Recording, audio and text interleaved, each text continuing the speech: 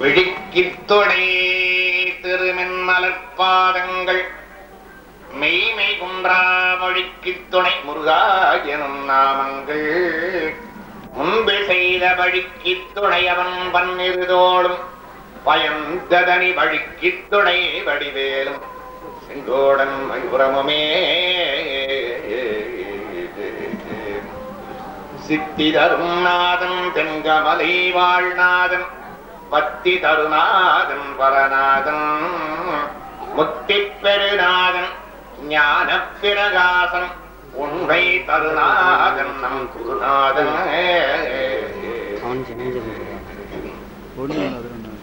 செந்தமிழ் வளர்த்து வரும் பேரூராதீனம்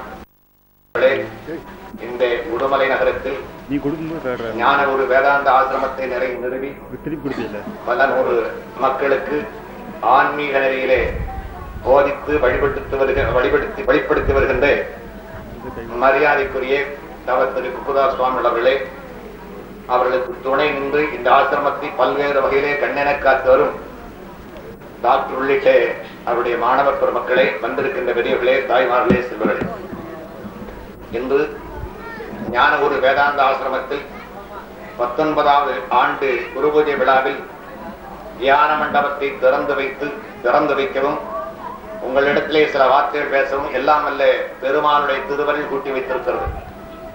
தலைமையுரையாற்றிய வணக்கத்துக்குரிய பேரூராதீனம் அவர்கள் பல செய்திகளை உங்களுக்கு நினைவுபடுத்தினார்கள்.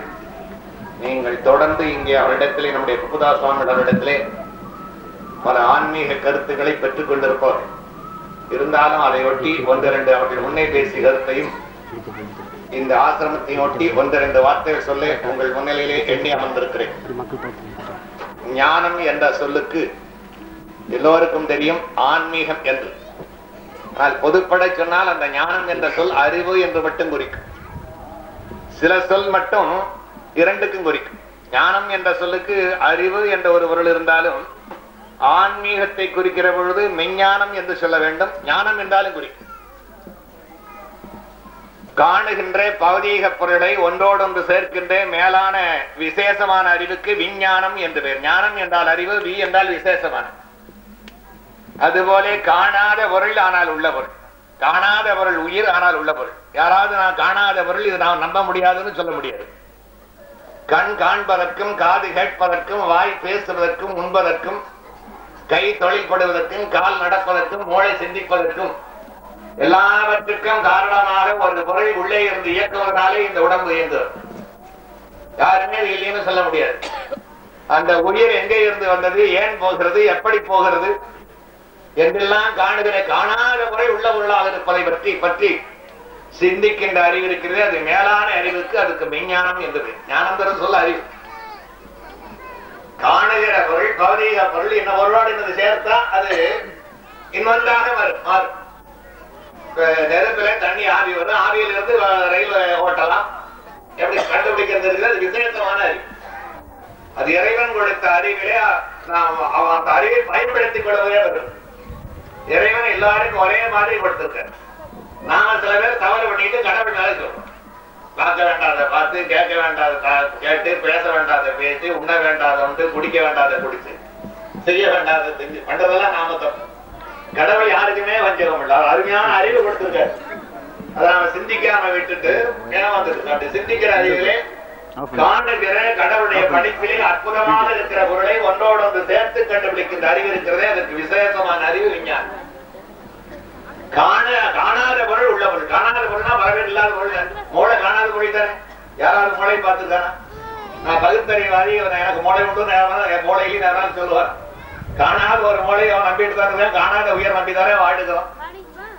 அப்படி காணாத பொருள் உள்ள பொருள். நமக்கு வினை என்பது காணாத ஒன்று, ஆனா உள்ளதானே. நாம நினைச்ச வாடி வாழ முடியல தானே. நினைச்ச இடத்துல பிறக்க முடியல, நினைச்சது செய்ய முடியல. இப்ப காணாத பொருள் ஆனால் உள்ள பொருளாக இருக்கின்ற அவற்றை பற்றி சிந்திக்கின்ற நம்முடைய உயிரை பற்றி, உயிருக்கு உயிராக இருக்கிற கடவுளை பற்றி, நாம் ஏன் இப்படி வந்து பிறந்து இறந்து கொண்டிருக்கிறோம் என்பதை பற்றி சிந்திக்கின்ற மேலான அறிவுக்கு மெஞ்ஞானம் என்று பெயர்.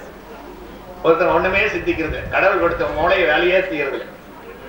அவனை சொல்லுகிற பொழுது அஞ்ஞானின்னு சொல்ற, ஆனா இல்லைன்னு அஞ்ஞானம் தன்னை அகல்விக்கும் நல் அறிவே என்று அறிவுக்கு அறிவாக இருக்கிற கடவுளை மாணிக்கவாசகர் என்றால் இல்லைன்னு அர்த்தம். அறிவில்லாதவனுக்கு அவன் அறிவாக இருந்து அறிவுக்கு அறிவாக விளங்குகிறான். தனக்கு அறிவில்லை, எனக்கு அறிவு கொடுத்தாருன்னு சொல்றாரு. எஞ்ஞானம் இல்லாதேன் எந்த அறிவும், எஞ்ஞானம் எந்த அறிவும், எந்த அறிவும் இல்லாத எனக்கு நீ இன்பப் பெருமானாக விளங்குகின்றாய். அஞ்ஞானத்தை அகழ்விக்கின்ற மருந்தாக இருக்கிறாய், ஞானம் இல்லாதவற்றை நீக்கின்ற மருந்தாக இருக்கிறாய்.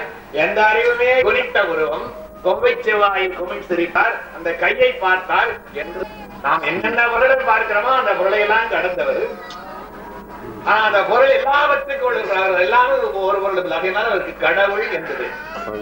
அது மட்டுமல்ல, இந்த உயிரை உடம்பை இயக்குவது போல கடவுள் போல இந்த எல்லா பொருள்களையும் கடவுள் என்பவர் கடவுள். அவரை எங்கே பார்க்க வேண்டும்? அந்த திருவடியை வைத்து மனத்தை ஒருமுகப்படுத்த வேண்டும்.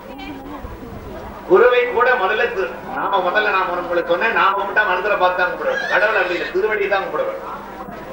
நீங்க திருக்குறள்ல பாடுங்க, 10 குறள் கடவுள் வாழ்த்து, 7 குறள் திருவடி தான் சொல்லுங்க. முகத்தை பார்த்து கும்பிடுங்கன்னு சொல்லுங்க. ஏன்னா நம்ம முகத்தை பார்த்து கும்பிடலாம் கும்பிடலைன்னு. வள்ளுவர் 7 குறளிலே திருவடியைத்தான் தாழை வணங்காத்தலை நற்றான் தொடாரினில் என்று 7 குறள்ல திருவடியைத்தான் சொல்றது. நம்முடைய அருளாளர்கள் அந்த செந்தாமரை போன்று இருக்கின்ற அந்த திருவடியை வணங்க சொல்கிறார். கடவுள் எங்கிருந்து வாங்கணும்? குருவடிவா பார்க்கிறார், அணுகிறார். அப்ப சொன்னாங்க குருவடிவா அருணகிரிநாதர். அவர் அருணகிரிநாதர் முருகனை குருவா பார்க்கிறார். ஒவ்வொருவரும் குரு லிங்க சங்கம் என்றார்களே, குரு பூஜையை பற்றி கூட சொன்னாங்க. குரு பூஜையில இந்த 3 இருக்கு. குரு பூஜைனா குருவுக்கு பூஜை பண்றோம், அவர் சமாதி இடத்துல லிங்கத்துக்கு பூஜை பண்றோம், அங்க வந்து அடியாளு மகேஸ்வரர் பூஜை பண்றோம். குரு பூஜை பண்ணதான் குருலிங்க சங்கம் அப்படி சொல்றோம். குரு பூஜை பண்ணா நடத்துக்கல, குருவுக்கு பூஜை. குருவால லிங்கமா இருக்காரு, லிங்கத்துக்கு தான் பூஜை பண்றோம். லிங்கத்துக்கு மட்டும் இல்ல அவர் அங்கத்துக்கு செஞ்சோம்னா அடியாளு மகேஸ்வரர் பூஜை. குரு பூஜைன்னு சொன்னா வெறும் குருவை மட்டும் பூஜை.